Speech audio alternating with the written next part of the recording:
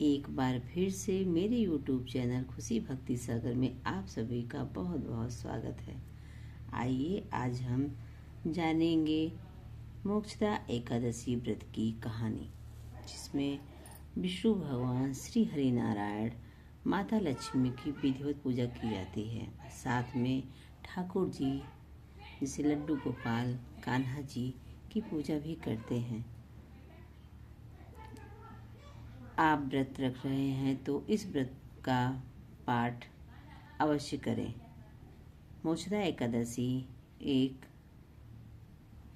मोक्ष प्राप्त करने वाला व्रत है। तो आइए चलते हैं हम आपको व्रत की मोक्षदा एकादशी व्रत की कथा की ओर।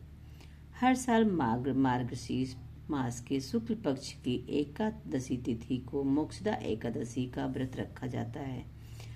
नारद जी पुराण के अनुसार भगवान विष्णु को मोक्षदा एकादशी का व्रत अति प्रिय है।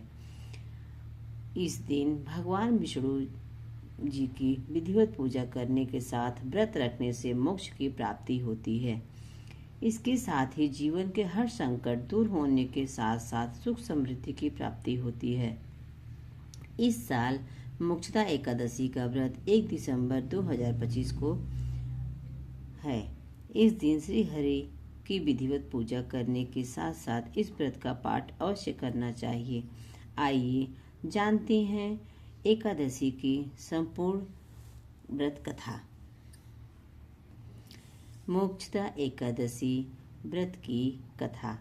आइए हम लोग चलते हैं, जानते हैं मोक्षदा एकादशी व्रत की कथा। चंपा नगरी में एक प्रतापी राजा बैखानस रहते थे, जो सभी वेदों का ज्ञानी था, जिनके प्रताप और अच्छे स्वभाव के कारण उनकी जनता हमेशा प्रसन्न रहती थी। एक दिन राजा ने सपने में देखा कि उनके पिता नरक में यातनाएं झेल रहे हैं।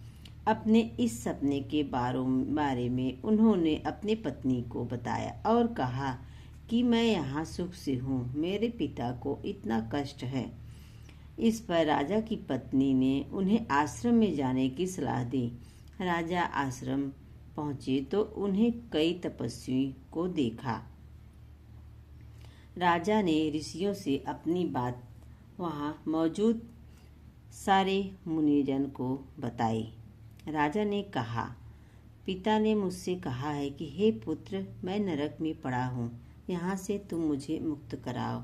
जब से मैंने यह वचन पिता के मुख से सुना है, तब से मैं बहुत बेचैन हूँ।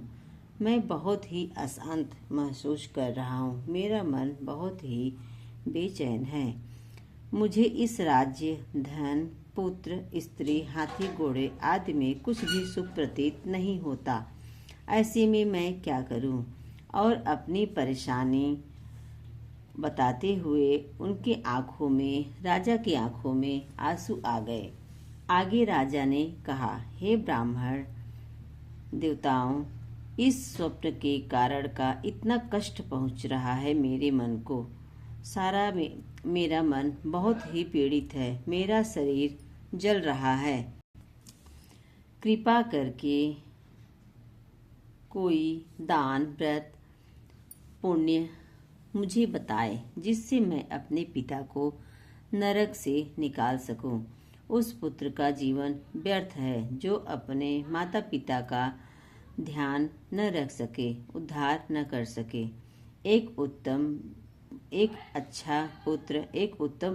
पुत्र जो अपने माता पिता तथा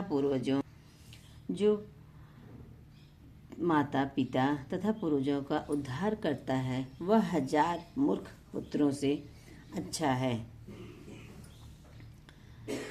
तब ब्राह्मण ने राजा से कहा, हे राजन, यहाँ पास ही भूत, भविष्य, वर्तमान के ज्ञानी पर्वत ऋषि जी का आश्रम है। आपकी समस्या का हल वह जरूर बताएंगे। और राजा पर्वत ऋषि आश्रम पहुँचे।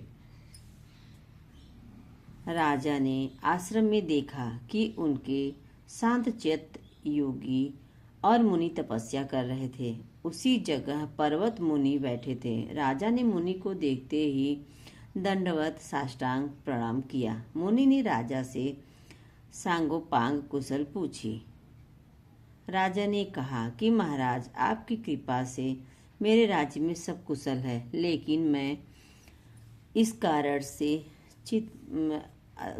काफी चिंतित और अत्यंत अशांति होने लगी है मेरे मन में।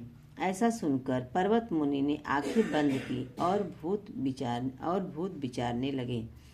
इसके बाद पर्वत मुनि ने सारा सच जाना और कहा कि तुम एक पुण्य आत्मा हो जो अपने पिता के लिए इतने परेशान हो, लेकिन इसकी बिल्कुल भी जरूरत नहीं है, क्योंकि तुम्हारे पिता अपने कर्मों का फल भोग रहे हैं। तुम्हारे पिता ने तुम्हारी माता को बहुत यातनाएं दी हैं, इसी के कारण उन्हें नरक भोगना पड़ रहा है।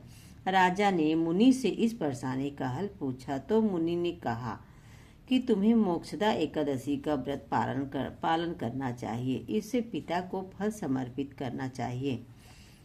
इससे उनके सभी कष्ट दूर हो जाएंगे। राजा ने इस विधि का पालन किया और उनके पिता सभी बुरे कर्मों से मुक्त हो गए। स्वर्ग में जाते हुए वे राजा अपने पुत्र से कहा, हे पुत्र, तेरा कल्याण और भला हो। शास्त्रों के अनुसार मार्गशीर्ष मास शुक्ल पक्ष की मोक्षदा एकादशी को जो व्रत करते हैं उसके हर तरह के पाप नष्ट हो जाते हैं। इसके साथ ही मोक्ष की प्राप्ति होती है। इस कथा को पढ़ने से, सुनने से यज्ञ फल मिलता है। यह व्रत मोक्ष देने वाला, चिंता मुक्त के समान है और सब कामनाएं को पूर्ण करने वाला व्रत है। तो एकादशी का व्रत जरूर करें। आपको मेरा वीडियो, मेरी कहानी कैसी लगी तो कमेंट में जरूर बताएं। राधे राधे। श्री कृष्णा दोस्तों, श्री हरि।